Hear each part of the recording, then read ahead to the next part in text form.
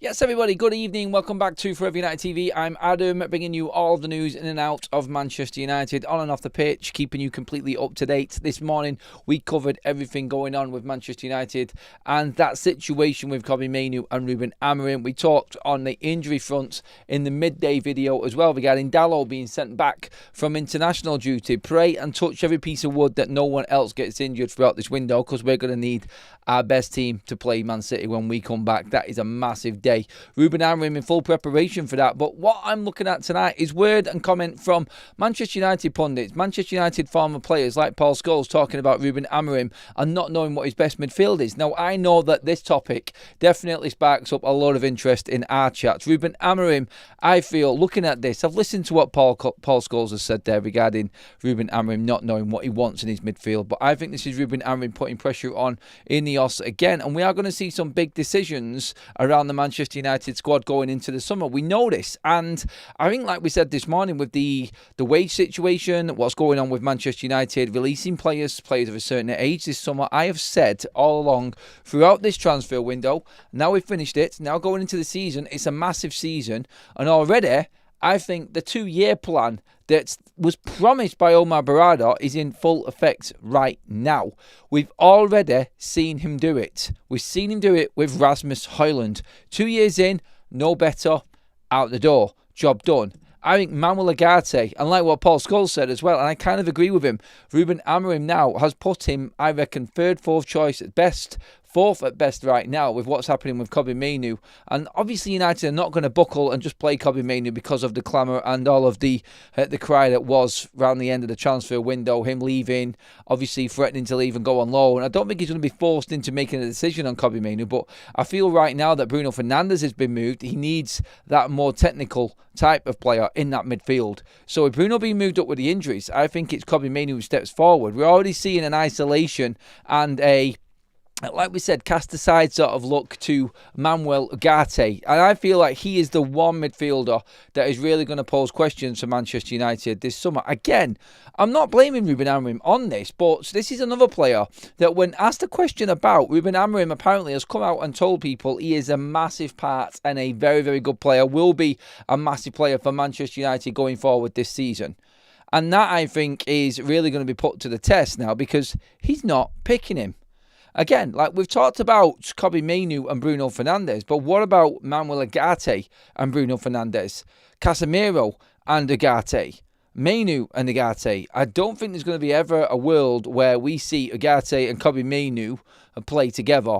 So it's always one or the other. And with everything going on right now, Manchester United looking to build a future with Kobbie Mainoo, who is technically a lot better and we know is a better player overall than Manuel Ugarte, then I think this is it. This is the 2-year test for Manuel Ugarte. I think that Manchester United and Ruben Amorim, not knowing his midfield, is really going to put that Ineos sort of practice to the test again, isn't it? Like the 2-year plan.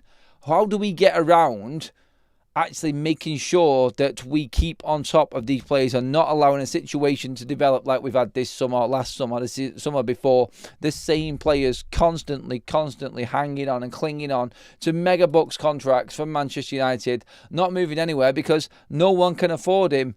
And of course, Manchester United have put them on ridiculously long contracts on that same wage. There is a story going around that you can see this morning. I just refuse to talk about Andre Onana again. I'm sick to death of bringing him up. But as an example, again, reports coming out tonight that Manchester United are struggling to find clubs for Andre Onana. They had one in Monaco and they priced them 30 million quid. Are you stupid? That literally is what I would ask to Manchester United right now. What's wrong with you? You're never going to get that type of money for someone like Andre Onana. You've cut losses on nearly every other player, but for some strange reason you didn't do it with him. Manuel Ugarte, I think, will be in that 2-year boat and out of the door next summer. I really do think him. Kobbie Mainoo, Bruno Fernandes, Casemiro. What's happening with Toby Colley? I've got no idea with him, but he hasn't really done anything to warrant a place in the side again. I think Manchester United are going to need to buy 3 central midfielders next summer transfer window. I think we needed one at least this window with what we've got. I just see a world in where Casemiro's gone. Bruno Fernandes will probably go his last year, like has been reported. Kobbie Mainoo we're not sure about. But the big one is Manuel Ugarte, who we spent a bit of money on. 40+ million. But that being half paid now by the end of this season gives United a chance to move this player on and prove that the structure is working, because even when we've got a player that doesn't work, we can still move him on at a little bit of a profit, because what? Because he's not on stupid wages, and we didn't pay an over-inflated transfer fee for that player. So the structure's working on that side of it. Are they going to follow through on their promise, which is that they will move players on if they're not improving in this team within 2 years' time? That's the big question what's coming up now, and that's the big question that everybody's going to be asking Ineos as we go forward now, I feel. So yes, I think there is big movement to come in the midfield. Yes, I think Manuel Ugarte is part of that. I just don't see where he fits in now.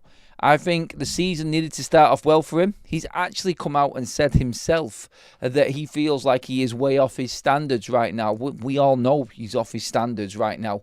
We all know that Manuel Ugarte is nowhere near good enough right now for Manchester United.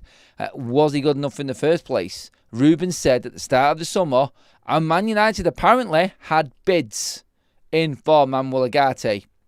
That is the important bit to remember in this as well. They turned down offers. So United not bringing in a midfielder again is really focused, has got all attention focused on the next window. And I actually feel something might actually happen in the January transfer window as well. I think there may be some movement in terms of players going from Manchester United in January in the midfield area. I think Kobbie Mainoo will revisit it. If he's not getting the game time, and this is the thing, can United afford right now to get involved in the managing and the coaching of this team? Because if they're looking at Kobbie Mainoo and they want to keep Kobbie Mainoo in this side, they cannot be starting or putting Manuel Ugarte ahead of him. If they start doing that, then they're going to want Kobbie Mainoo's going to want out again, and you're going to have the same problem all over again. There have been reports going around that Ruben Amorim is not happy that Manchester United didn't move Kobbie Mainoo on. I think that's a load of crap, and the story isn't real. But you always think about it, don't you? It's like, okay, this player clearly says he doesn't want to play for me, doesn't want to play for Manchester United. Deep down, you're thinking, yeah, United are going to do everything they can to keep a player.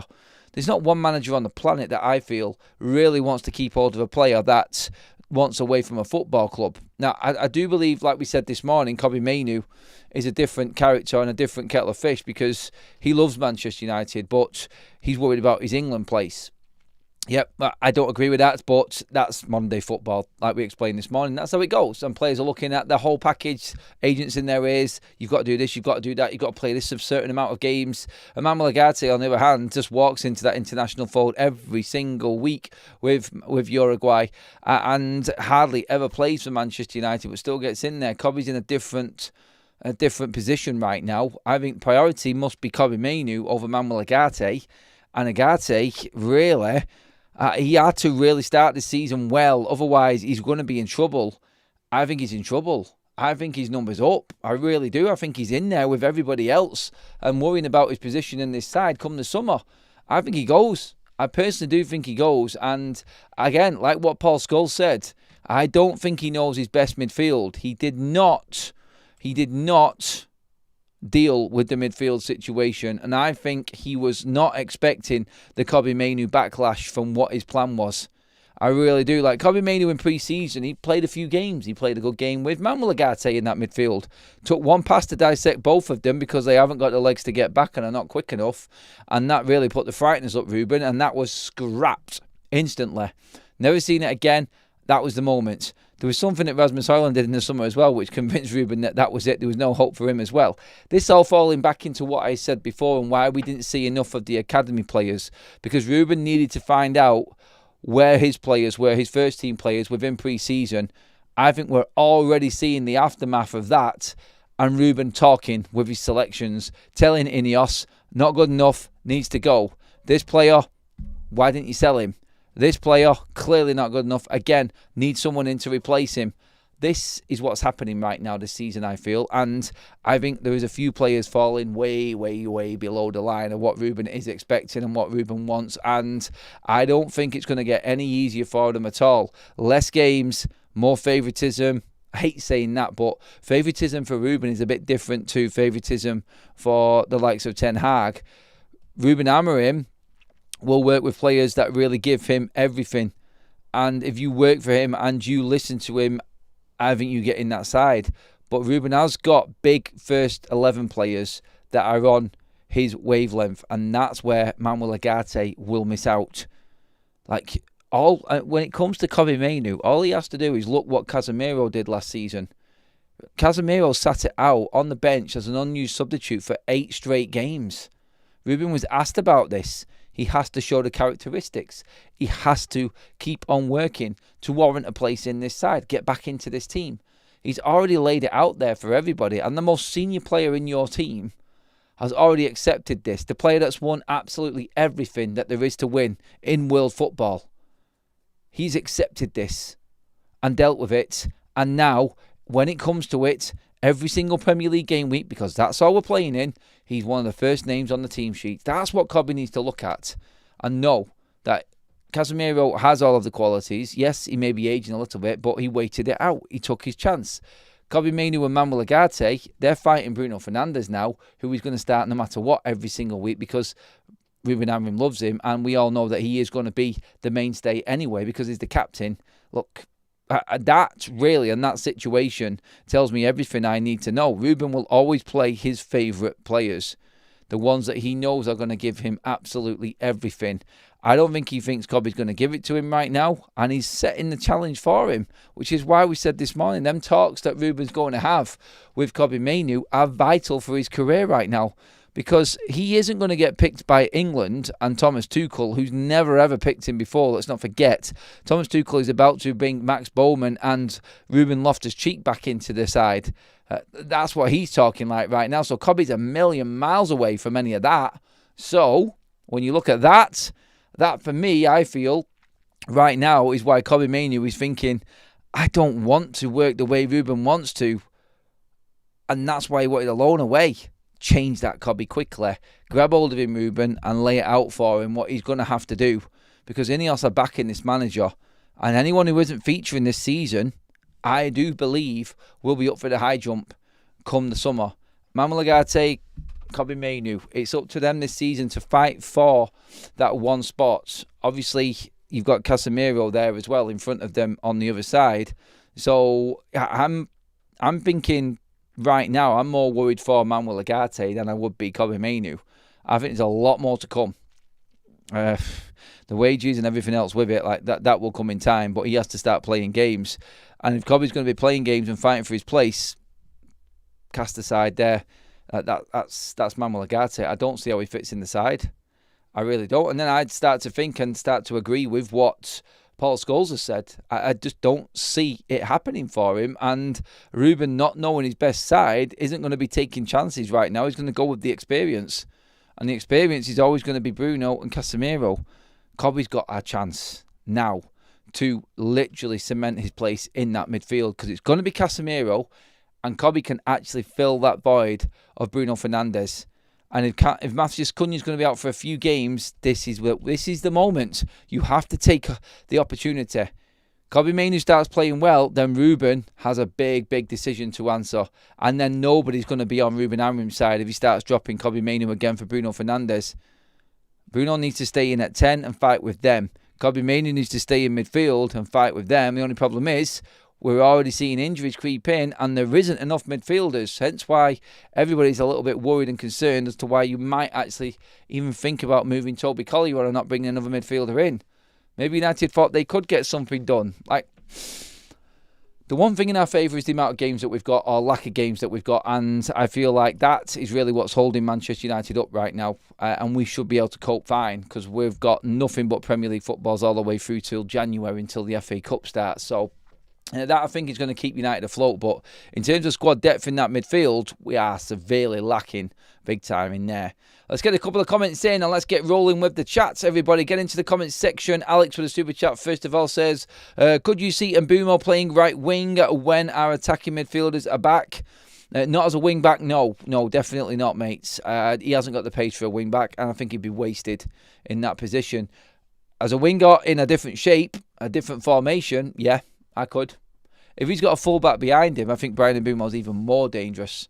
He sort of has with Ahmad as the 10 and coming out wide, and he does sort of drift from in to out and cause nightmares for defenders to pick him up. But I do think that Bryan Mbeumo would work better in a conventional wing position, wide position, because I think that cover from behind him as well, that overlap, is very, very difficult, I feel, and that's how Thomas Frank played him. He always had the overlap and support next to him, and he was impossible to pick up. So Thomas Frank played him absolutely perfectly, and I think that's where Brian Mbeumo will be even more deadly for Manchester United. But it's whether Ruben twists it again.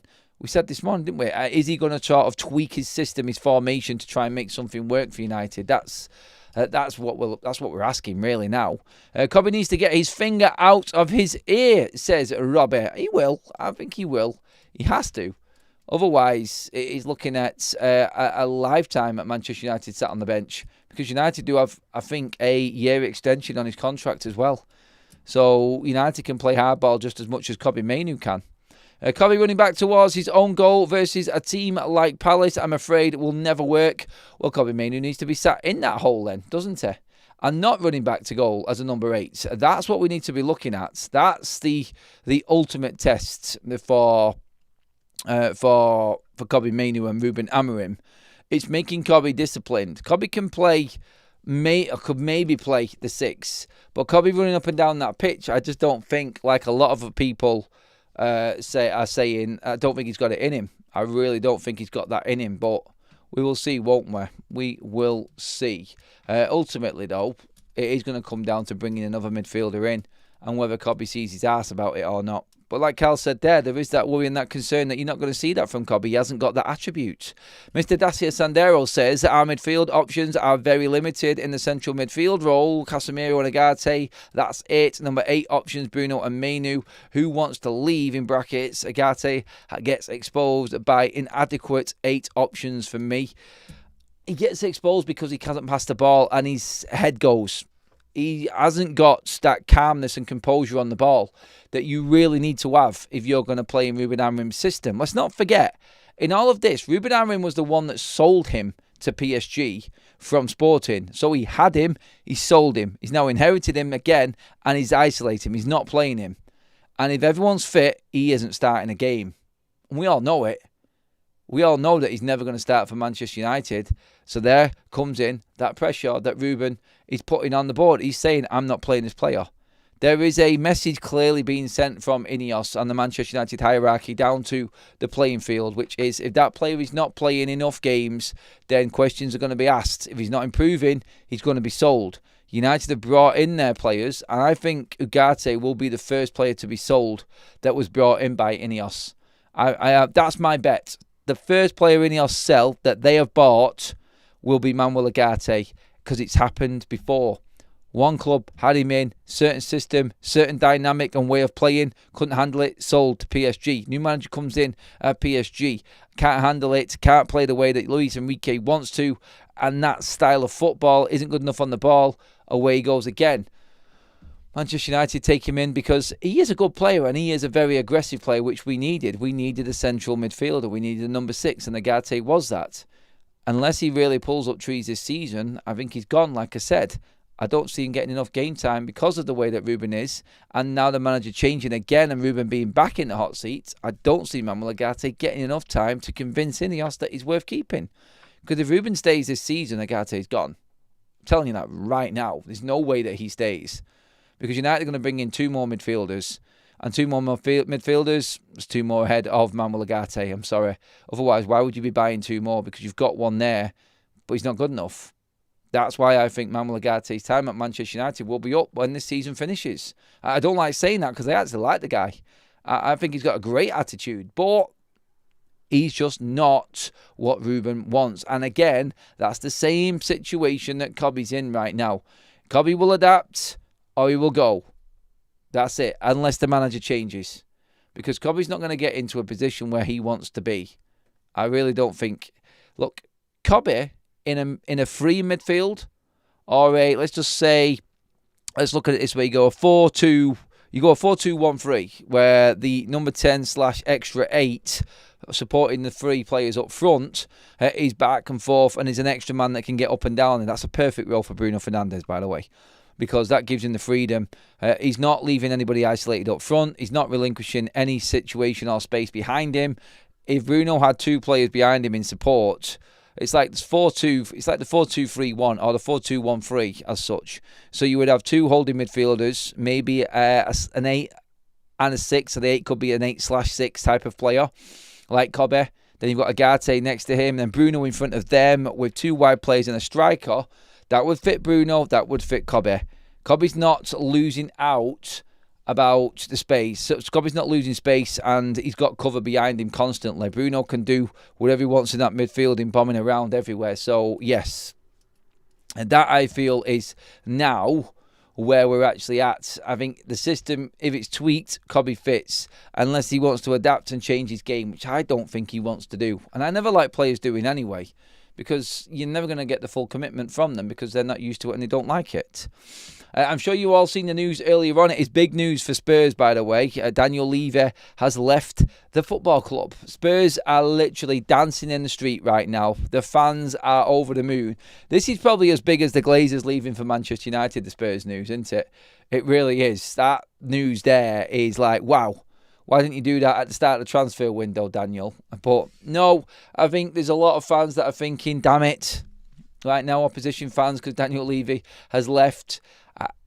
Look, he's run a tight ship there at Spurs and he's kept them in the black constantly financially. They've never been in danger of going anywhere near financial fair play thresholds or anything like that.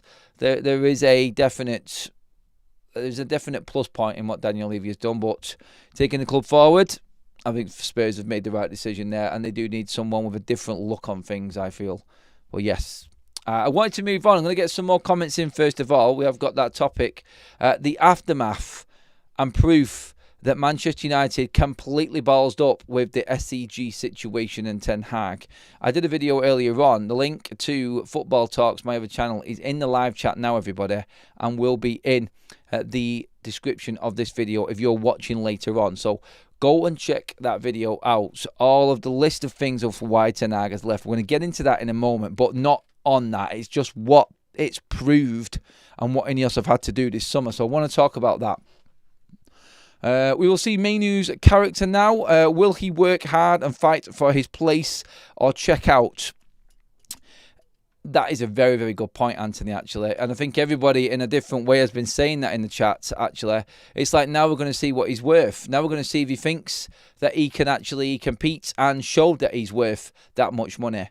Finian says, Mainu isn't worth 200 grand per week. He needs to wake up and grow up. Agate, Dalot, Maguire, Mount need to be sold in January to buy better quality like Baleba, Edison, Ignacio and Trincao. Sort of get what you mean there. Not Mason Mount right now. I don't think Mason Mount warrants being sold. Look, if this injury is serious for Mason Mount, and the worrying thing that I've got going around my head right now is that Mason Mount, we haven't heard anything. Why are we not hearing that Mason Mount is okay? Like, it's taken so long. It was precautionary. That was Saturday.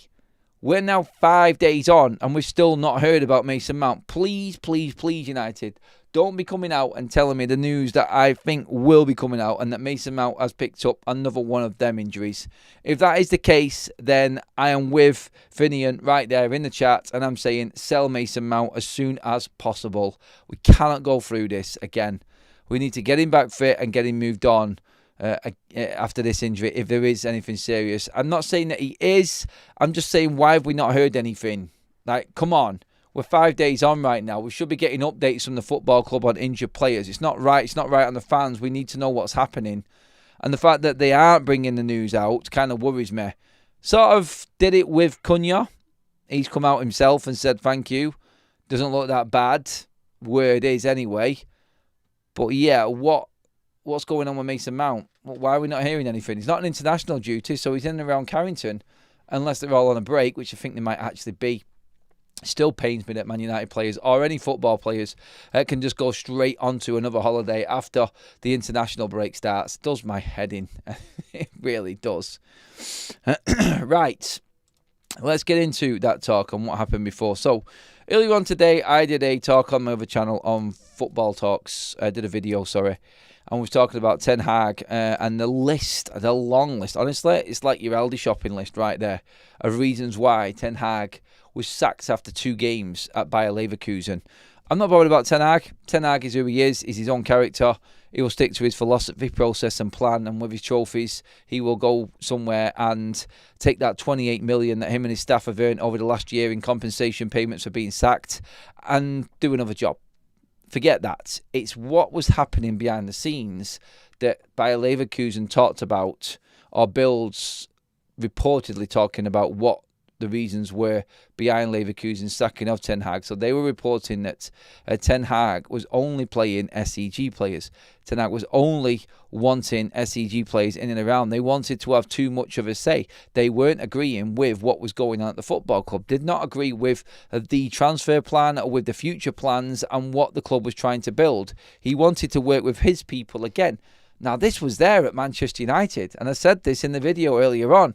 But I wanted to make the point again about what Ineos have had to do and the actual power that an agency or players within that agency or anyone employed by that agency actually had over a massive football club like Manchester United. All of what Leverkusen were moaning about was happening for years at Manchester United, but they let it go.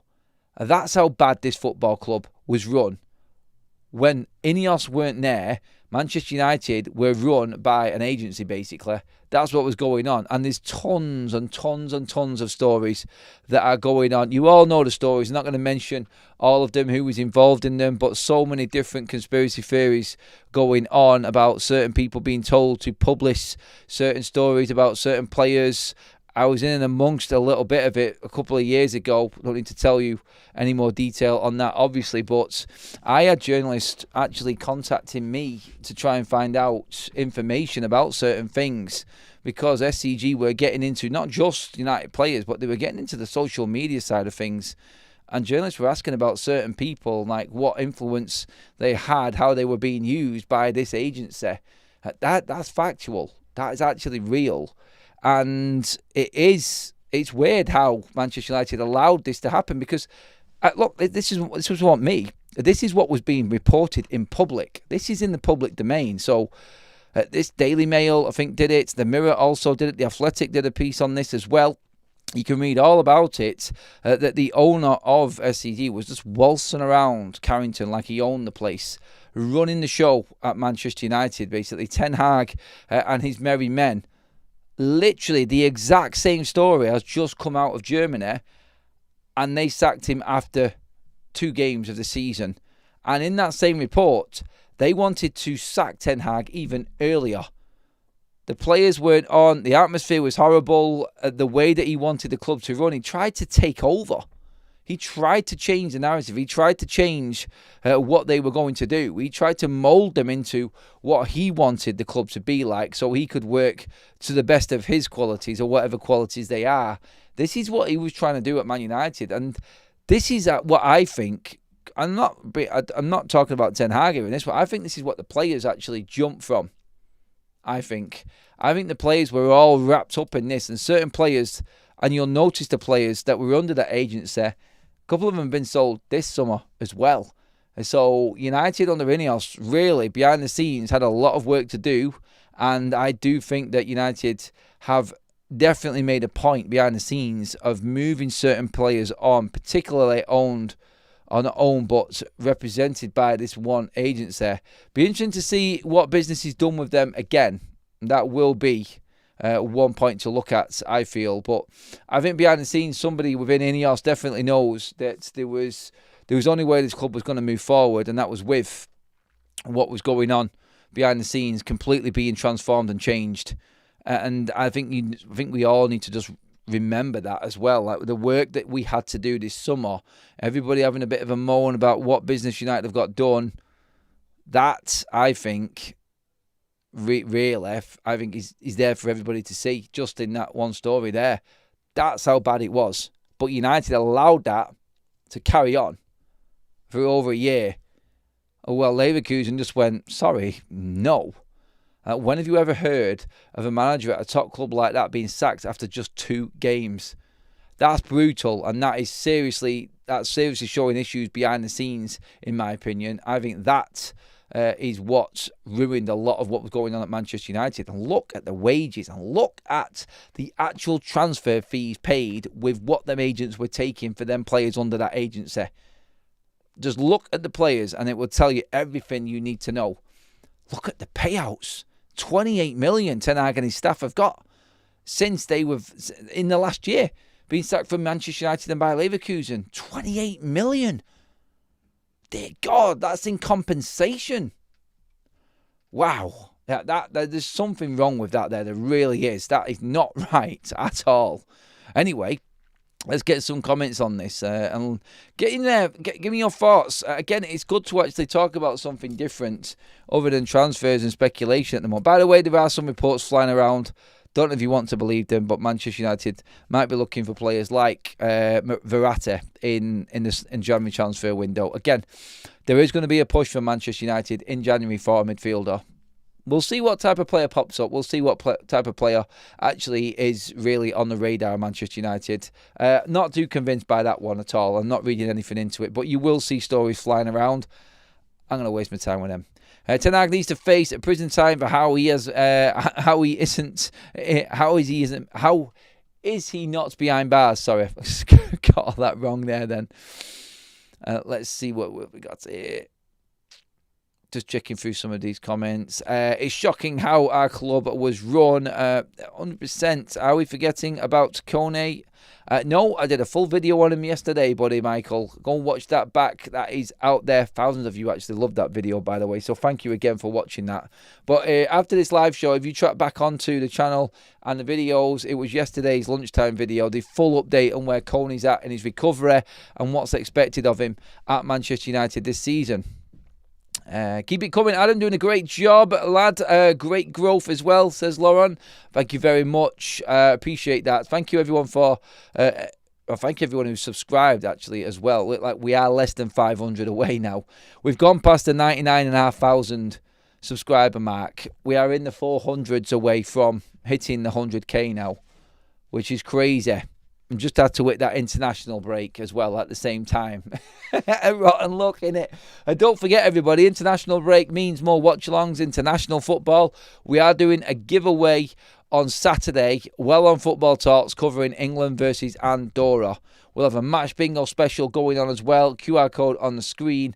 A match bingo and OK jerseys, both in full action this weekend, everybody, over on Football Talks.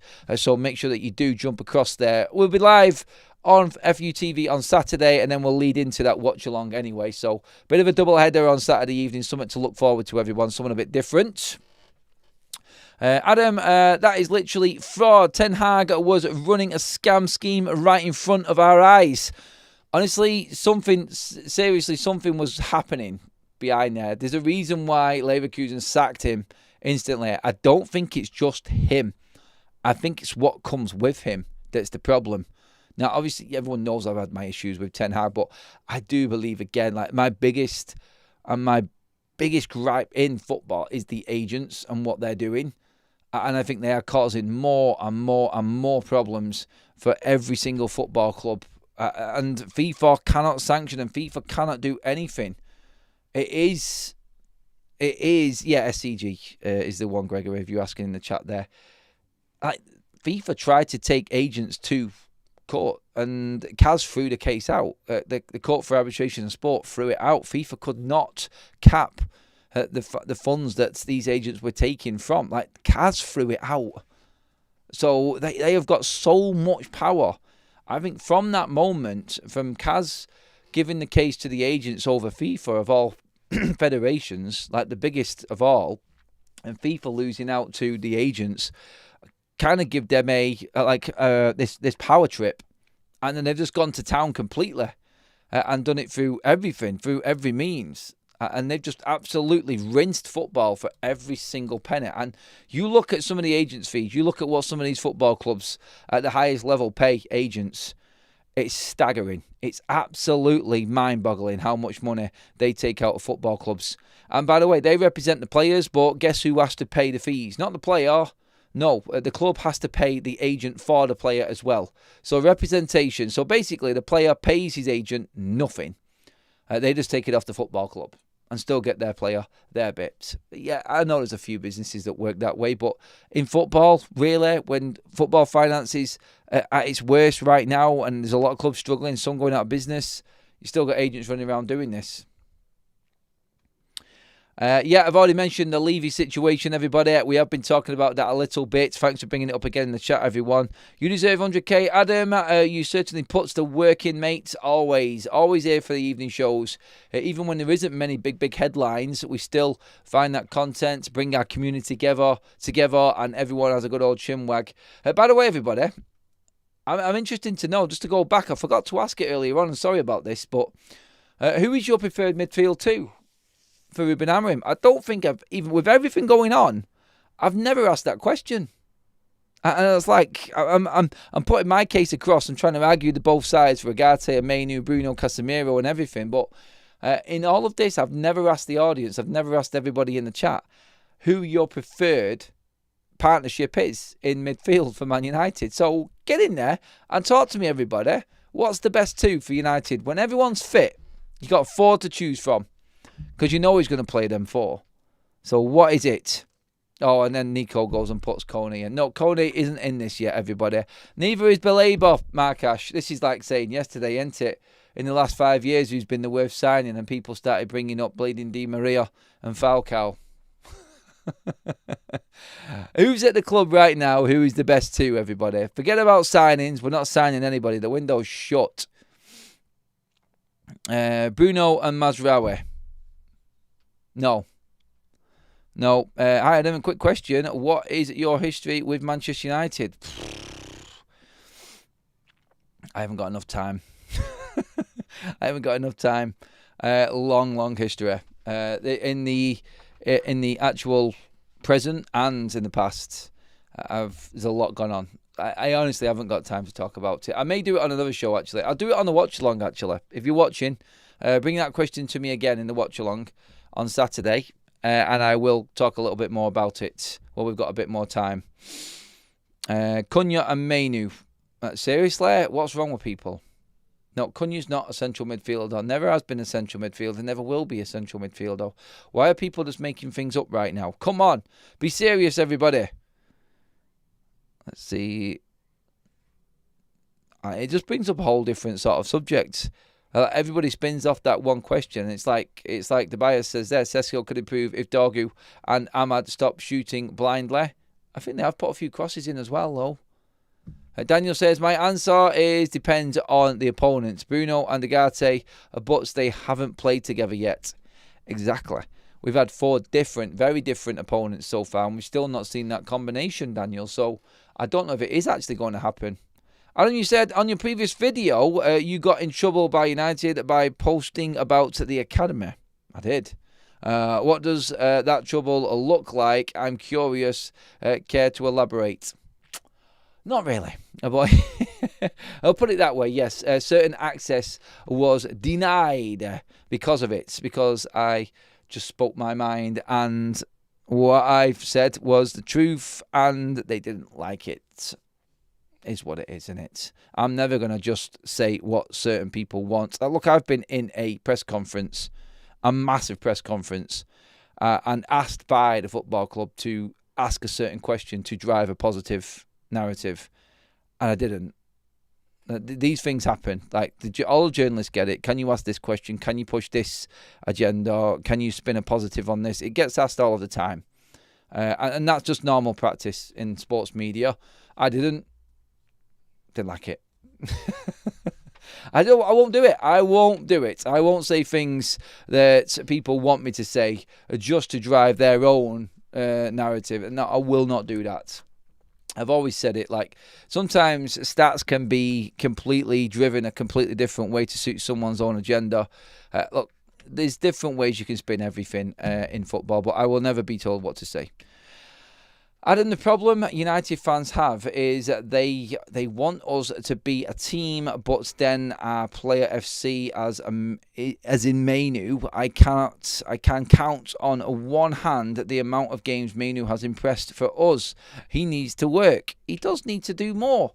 I think Ruben's making this point.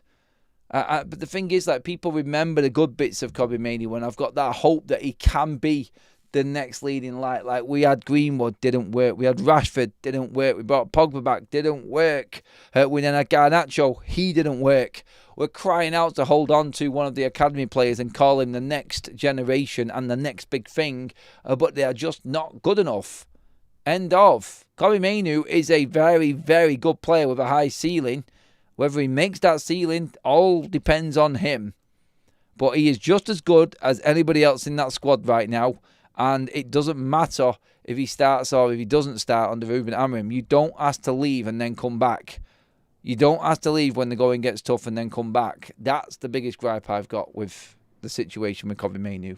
Right, everybody, I'm going to wrap things up there. It's Alfie's birthday. He's 18 this week, so going out for a meal tonight. So I am doing a shorter show tonight because my lad is 18. Can't believe I've got an 18-year-old lad. That's mental. But yes, big celebration for his birthday tonight. So going out for a meal. And obviously, well, it's a good time to go out because there isn't much to talk about right now. International football is taking hold. And it is, well, boring. But we're all looking at Man United players right now and just looking at performances. Hopefully, Sesko gets game time. Certain players that we want to get game time that are not getting it at United can shine. And coming to the thoughts of Ruben Amorim, we'll see, won't we? But it's all building up to a hopefully injury-free injury-free international break, and then come back and it's Man City. Here we go. Thank you, everybody. Absolute legends. A lot of you. Please, please, please give the video a like. Make sure you hit that subscribe button as well. We're on the march. We're nearly there. We're counting down. Cheers, everybody. Absolutely brilliant night. Again, great comments as always. I will see you all first thing in the morning, as always, 8 o'clock sharp, everybody. I'll see you there. Have a great evening.